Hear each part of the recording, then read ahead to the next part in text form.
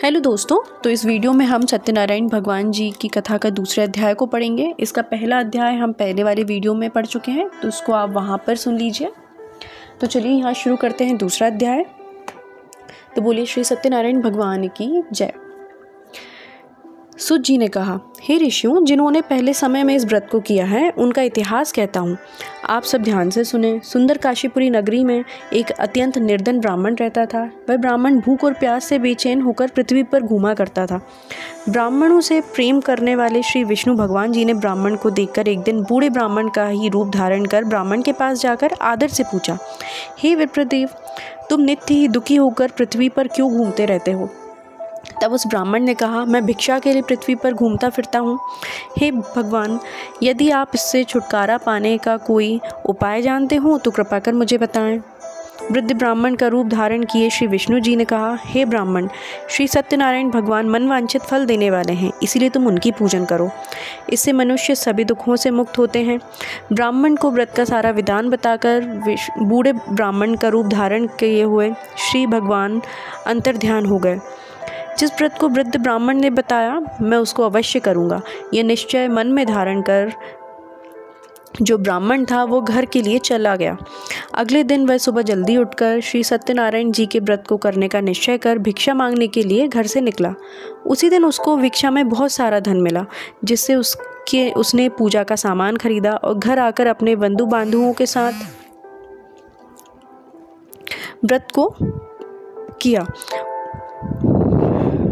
इसके करने से वह ब्राह्मण सभी दुखों से छूटकर अनेक प्रकार की सुख संपत्तियों से युक्त हुआ। तभी से वह विप्र हर मास ये व्रत को करने लगा। इसी प्रकार सत्यनारायण जी के व्रत को जो शास्त्र विधि के अनुसार करेगा वह सभी पापों से छूटकर मोक्ष को प्राप्त होगा। आगे भी जो मनुष्य पृथ्वी पर श्री सत्यनारायण भगवान जी का व्रत करेगा वह सभी दुखों से छूट जाएगा।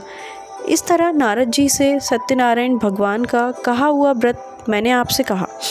तब ऋषियों ने कहा, हे मुनीश्वर, संसार में इस व्रत को इस विप्र से सुनकर किस किस ने इस व्रत को किया है, यह हम सब सुनना चाहते हैं। श्री सूत जी ने कहा, हे मुनियों, जिस जिस प्राणी ने इस व्रत को किया है मैं उन सब की कथा आपको सुनाता हूँ, वह सुनो। एक समय ब्राह्मण धन और ऐश्वर्य के अनुसार बंधु बांधवों के साथ व्रत पूजन कर रहा था। उसी समय एक लकड़हारा आया। उसने लकड़ियां बाहर रख दी और विप्र के घर चला गया। प्यास से व्याकुल लकड़हारे ने विप्र को व्रत करते हुए देखा। वह प्यास को भूल गया। उसने उस विप्र को नमस्कार किया और पूछा, हे विप्र, आप यह किस चीज़ की पूजन कर रहे हैं? इस व्रत से क्या फल मिलता है? कृपया कर मुझे बताएं। ब्राह्मण ने कहा, सब मनोकामनाओं को पूर्ण करने वाला यह श्री सत्यनारायण जी का व्रत है।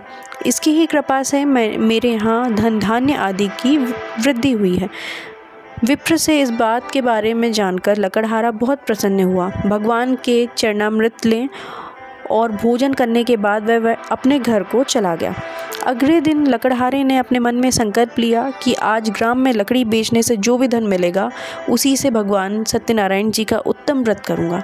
मन में ऐसे विचार धारण कर वह लकड़हारा लकड़ियाँ अपने सिर पर रखकर जिस नगर में धनवान लोग रहते थे वहाँ गया। उस दिन उसे वहाँ लकड़ियों के चौगने दाम मिले।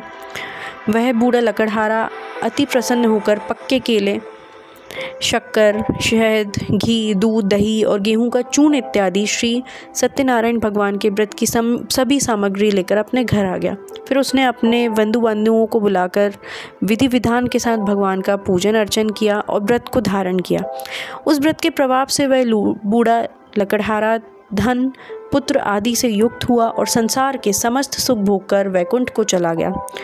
इसी प्रकार इति श्री स्कंद पुराणे रेवाखंडे सत्यनारायण व्रत कथायाम द्वितीय अध्याय संपूर्ण। तो बोलिए श्री सत्यनारायण भगवान की जय।